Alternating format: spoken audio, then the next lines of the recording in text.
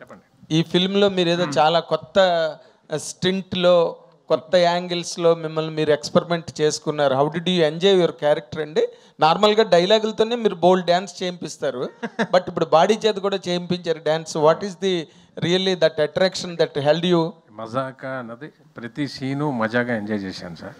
కాకపోతే నేర్చుకొని చేయగలిగింది కొన్ని. మనం రొమాంటిక్వి ఆడవాళ్ళని చూసి మనం చేయాలంటే కొంచెం ఫెరోషియస్గా యాక్ట్ చేయడం తప్పితే, ఏడిపించడం తప్పితే ఇది కొత్త అది నాకు చేయడం. అది నేను కొంచెం వీళ్ళ గైడెన్స్ అంటే వీళ్ళని మళ్ళీ తప్పుగా రాసికండి, అన్ని లిటరల్గా రాయకండి, ఎలగారికల్గా తీసుకోండి. ప్రతిది లిటరల్ వేస్ట్ అన్నాను అనుకోండి. మీరేమో యాలగారికల్గా మాట్లాడతారు, మేము లిటరల్ గా రాయకూడదు. మీరు జనాల గురించి చెప్తారు. ఓకే, మీరు అలాగే అది ఇదే సార్ మీతో ఉన్నది. ఎలా ఉందంటే మీతో క్వశ్చన్లు వేయించుకోవడం, డబ్బులు ఇచ్చి చేతపడి చేయించుకోవడం లాగా ఉంది.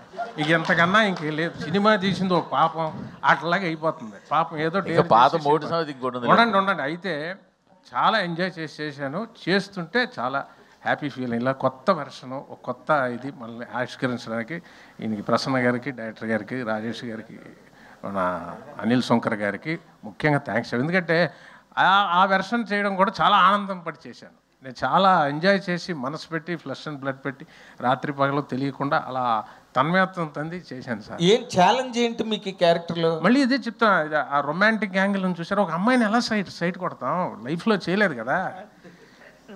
ఏమంటే పెళ్లి చూపులే ఏమనుకుంటున్నారు సార్ మీకు నేను డైరెక్ట్ చెప్తున్నా, ఎంత కష్టం అనుకుంటున్నారు ప్రేమించడమా?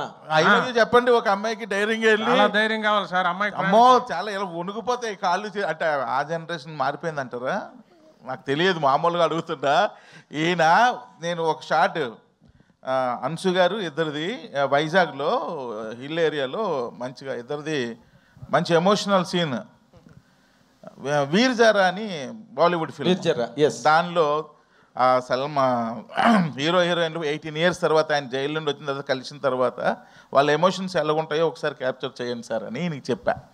ఏంటి సార్ అదా నేను క్యాప్చర్ చేయాలంటే ఇప్పుడు అదే సీన్ మనం తీస్తున్నాం, మీరు రెడీ అయిపోండి అన్న.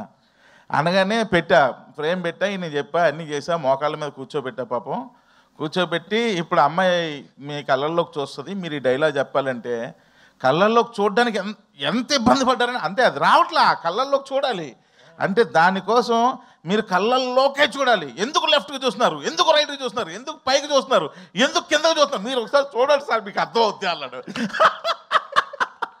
మీరు అంత కష్టం అంటారు కదా, అంత కష్టం అంటే నేను ఇప్పుడు చెప్తున్నా మీకు.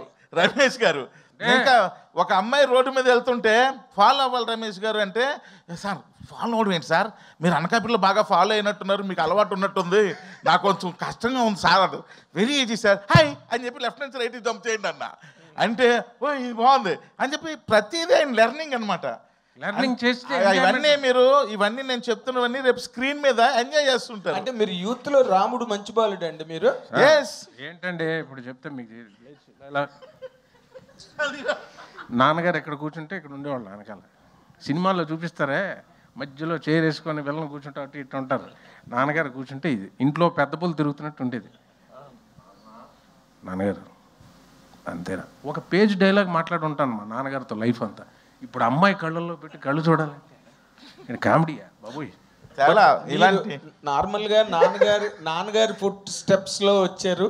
And you are also doing that height of characters in Telugu films. కానీ నాన్నగారు ఎప్పుడూ చెయ్యని ఒక క్యారెక్టర్ మీరు ఇవాళ చేశారు. Yes sir, love you, thank you sir. ఇప్పుడు అనిల్ గారు